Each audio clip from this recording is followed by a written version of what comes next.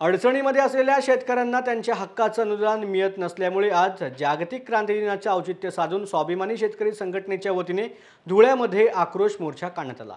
ठिबक आणि तुषार सिंचनाचे 2 वर्षाचे थकीत अनुदान त्वरित मिळावे, पीक विम्याची रक्कम तात्काळ मिळावी, शेतकऱ्यांची सरसकट कर्जमाफी यांच्यासह विविध प्रकारच्या मागण्यांसाठी हा मोर्चा काढण्यात आला असल्याचं स्वाभिमानी शेतकरी संघटनेच्या पदाधिकाऱ्यांनी सांगितलं आहे।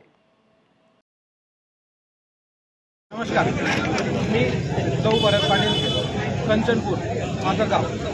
मी एक शेतकरी आहे आणि आज आपण इथं धुळे येथे जिल्हा स्तरावर जमलो आहोत। आज जो शेतकरी स्वाभिमानी संघटनेच्या वतीने जनसंघर्ष आक्रोश मोर्चा जो काढला आहे, मोर्चा काढण्याचं एक हे आहे की जे शेतकऱ्यावर जो शेतकरी घेतली, कारण की शेतकऱ्यावर सरकारने शासनाने शेतकऱ्यांना एक घोषणा केली होती, मागील त्याला ठिबक, आणि त्या अनुषंगाने शेतकऱ्यांनी ठिबकी केलं आहे। पण अशी परिस्थिती झाली 2 वर्षापासून शेतकऱ्यांना अनुदान मिळालेलं नाही।